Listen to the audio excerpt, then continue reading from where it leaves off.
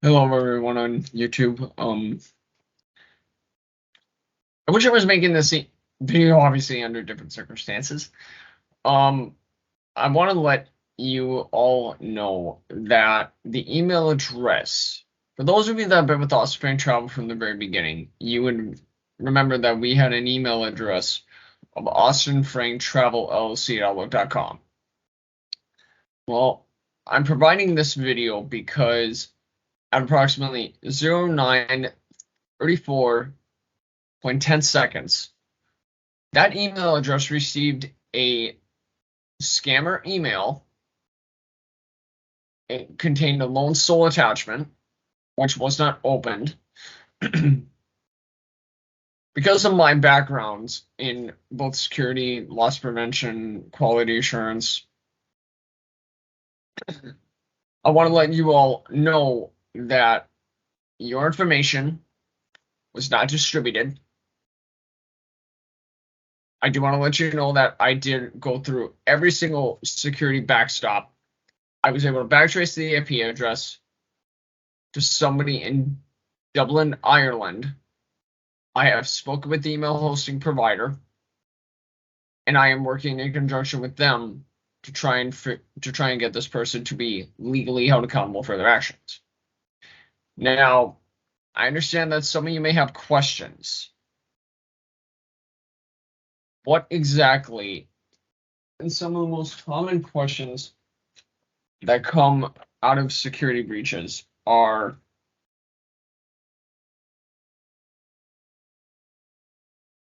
how do we prevent the scammers?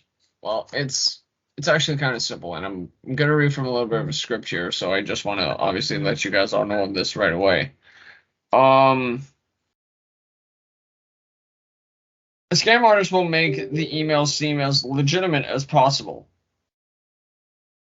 They tend to use attachments to get people to click on them, so that it sends out all of the information that they are going to need, and they're going to ask for your username and password, and that is the information that you should and that is information that you should never give out to anyone unless you know that you're actually speaking to the person of which works or represents that particular company or entity. But never, out of the blue, never ever give out usernames, passwords, any forms of PII, personal identification information, to anyone that you do not know.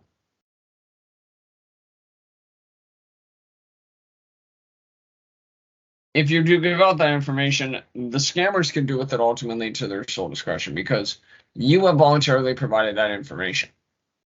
Now, all of that being said,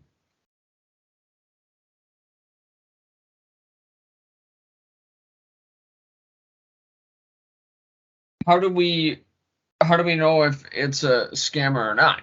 Well, it's a very good question. When you receive an email from me, you obviously will know that I put in there, please see the attached. The email address of Austin Frank Travel LLC at Outlook.com is not one that I use very frequently anymore ever since getting the actual domain email. So that one will be the primary. But note that I will never, ever, ever, ever ask over the phone at random for any forms of personal identification information, which is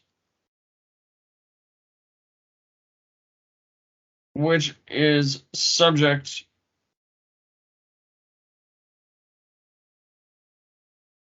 forms of personal identification information are such as, but not limited to, DOB dates of birth, passport numbers, debit and credit card routing and account numbers, insurance information if applicable by state law, and forms of other forms of personal identification information. I want to let you all know that everything has been taken care of. I have secured the email, and I truly do not want this to. I understand how this could put a lot of you at a worried state, and I want you all to understand that is not me. I have secured this email. It is severely encrypted. Everything is taken care of as it should be.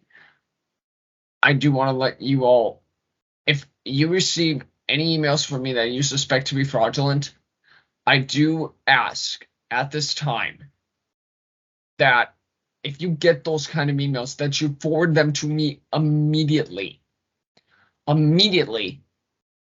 so that I can run the IP address on it and backtrace it to its place of origin. Now, how does one obtain the IP address? It's kind of a little bit tricky. If you're using, for those of you using Outlook, you open the email so it appears fully on your screen. You go into File. What you do is you open the email fully on your screen, so that way it shows. You go into File.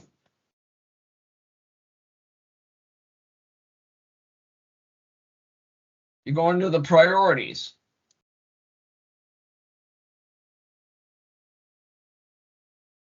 From which point you will see Internet headers in Outlook. It's a very long deal. Just best thing to do is just drag your cursor over it and copy and paste the little thing, which will enable me to see all of the information that I need, including the IP address. I will run that IP address down myself and deal with it accordingly. How do we do that without opening the link or the attachment? There's a very simple way to do it. Hover over anything that looks like a link, but do not click on it, and the actual link itself will appear. That way you're able to see the link, but it's not physically open.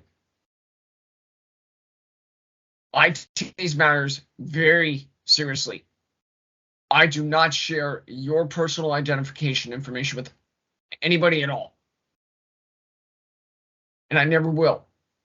I will never share it unless I have expressed written consent from you as the customer.